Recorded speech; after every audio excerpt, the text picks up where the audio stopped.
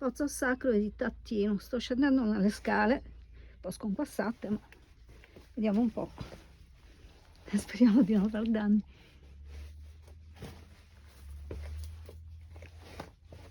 Caspita, è profondissimo.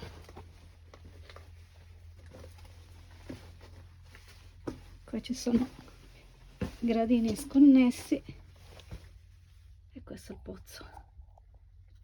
In questo momento non vedo acqua, però